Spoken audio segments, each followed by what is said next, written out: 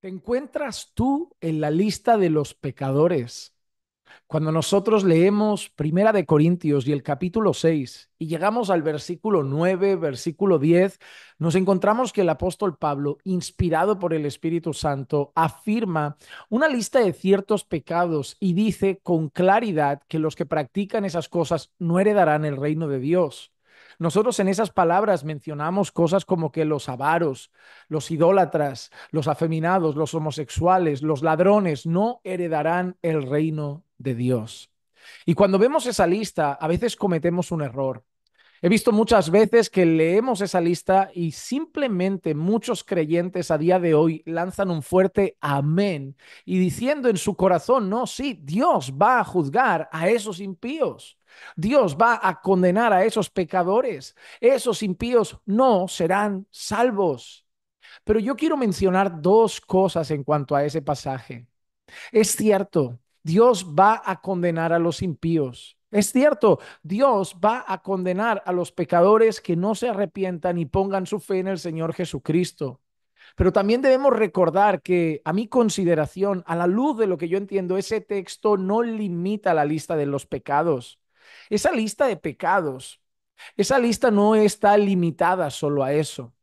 Esa lista no incluye solo esos pecados y el resto sí entrarán en el reino de Dios. No, porque la Biblia también llama pecado a la mentira, también llama pecado al orgullo, a la soberbia, llama pecado a la difamación, llama pecado a la arrogancia y a la codicia, llama pecado a la envidia y tantas otras cosas que en todos nosotros pueden estar.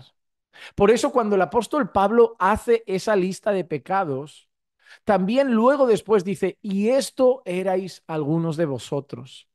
Es decir, lo que Pablo nos está queriendo enseñar ahí no es una lista de pecados concretos que no heredarán el reino de Dios, sino que el tema principal que está tratando Pablo es que todos han pecado.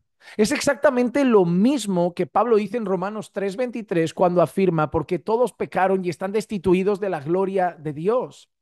Por eso Pablo habla a los creyentes y dice, los que practican esas cosas no heredarán el reino de Dios, y eso erais algunos de vosotros. Y justo después, Pablo exalta la obra redentora de Cristo. Pablo dice, pero fuisteis justificados, fuisteis santificados. Es decir, lo que Pablo está diciendo es, vosotros estabais también en la lista de los pecadores. Vosotros, absolutamente todos los creyentes, habéis sido en primer lugar pecadores que estaban en Adán, destituidos de la gloria de Dios, pero habéis sido alcanzados por la gracia salvadora en Cristo Jesús. Ese texto no quiere que simplemente miremos a las personas que practican esos pecados y sepamos que es verdad, que no heredarán el reino de Dios, sino que al mismo tiempo nos hace recordar que nosotros estábamos ahí y fuimos rescatados. Por eso debemos traer unas verdades importantes a nuestro corazón cuando meditamos en ese pasaje. Y yo quiero traerte unas bien sencillas que yo creo que nos van a ayudar a aplicarlo bien a nuestra vida. En primer lugar, nunca olvidar que siempre, siempre, siempre batallaremos con el pecado. Ya no practicamos el pecado, pero batallamos con el pecado. Si alguno de los que están viendo este vídeo, aunque se considere el más creyente de todo este siglo, es capaz de afirmar que nunca peca, está mintiendo. Si alguno que ve este vídeo cree, yo nunca peco, está mintiendo. Nosotros ya no practicamos el pecado. Ya no es el hábito de nuestra vida. Ya no lo degustamos con placer, con gozo, lo abrazamos y nos deleitamos en el pecado y en la iniquidad. Pero batallamos con nuestra carne y a veces pecamos contra Dios y nos arrepentimos y nos sentimos miserables. El pecado no es una realidad que ha desaparecido completamente de nuestra vida, a pesar de que ya no somos esclavos del pecado y el pecado ya no es nuestro Señor. Ahora seguimos batallando con la carne. Ahora no lo practicamos, pero luchamos contra él. Llegará un día, sí, en la gloria venidera, donde tendremos un cuerpo glorificado y ya no habrá más pecado. Hay otra cosa que mirando ese pasaje yo recuerdo. Nunca debo olvidar de dónde me sacó el Señor. Nunca debo mirar a las personas que están en el mundo, personas que siguen abrazando su pecado, personas que siguen abrazando su maldad y pensar que soy mejor que ellos. Nunca debo mirar a esas personas con arrogancia y altivez y pensar que ellos son malos y que yo soy bueno. Pues la realidad es que yo estaba en su lugar, yo estaba en su posición, yo estaba muerto en mis delitos y pecados, yo era esclavo del pecado, era un hijo de la ira como todos los demás, según dice la palabra de Dios. Yo era un hijo de Satanás también, yo era un reo de las tinieblas, estaba completamente ciego y muerto espiritualmente, pero recibí la gracia salvadora de Dios en Cristo Jesús y el Espíritu Santo obró en mi vida poderosamente lo que yo no podía haber hecho jamás por mi propio mérito. El Señor, por su misericordia, bondad y gracia, quitó de mi vida un corazón de piedra que tenía. Me dio un nuevo corazón de carne que ahora ama lo que Dios ama. Y me dio su espíritu, me selló con su Santo Espíritu y me hizo templo del Espíritu Santo. Y ahora por su espíritu yo busco hacer su voluntad y por su espíritu tengo victoria en Cristo sobre el pecado, sobre las tentaciones, porque ya no ando en la carne, porque ahora ando en el Espíritu, porque nuestra carne ha sido crucificada juntamente con Cristo y a pesar de que tenemos la batalla, ya no somos esclavos, somos libres en Cristo, pero nunca olvidaré de dónde me sacó el Señor. Estaba tan perdido como los que hoy niegan a Jesús, estaba tan muerto como los que hoy niegan a Jesús e iba para la condenación como los que hoy niegan a Jesús, y eso debe traer a nuestro corazón un sentimiento de compasión.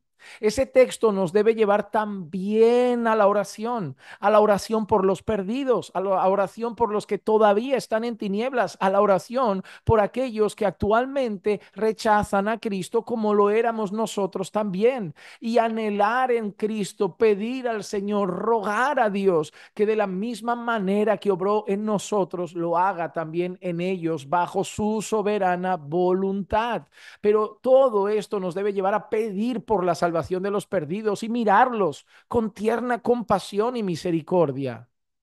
Pero finalmente, yo creo que este pasaje nos debe llevar a la adoración. ¿Y por qué a la adoración? Porque cada vez que nosotros contemplamos las maravillas de Dios, somos llamados a adorar. Cuando la Biblia habla de contemplar las obras y las maravillas de Dios, el resultado de la criatura es adorar al Creador por sus maravillas, adorar al Creador por sus obras, adorar al Creador por sus prodigios. ¿Y qué obra más maravillosa puede haber hecho Dios que la regeneración, que el nuevo nacimiento y que la salvación de nuestra alma? Cuando nosotros recordábamos que somos pecadores destituidos de la gloria de Dios y fuimos alcanzados por la gracia del Señor, que por la gracia de Dios nos dio fe para creer en Jesucristo, que al poner nuestra fe en Jesucristo fuimos reconciliados con el Padre, que el Espíritu Santo nos convenció de nuestros pecados, que Dios obró poderosamente en nuestro corazón cuando somos conscientes de que merecíamos el infierno y ahora tenemos vida eterna en Cristo por la pura gracia y misericordia de Dios. Nuestra vida debe ser una vida de gratitud y una vida de adoración. Cada día que somos conscientes de nuestra salvación, el resultado es adorar, es postrar y rendir nuestros corazones en adoración al Señor.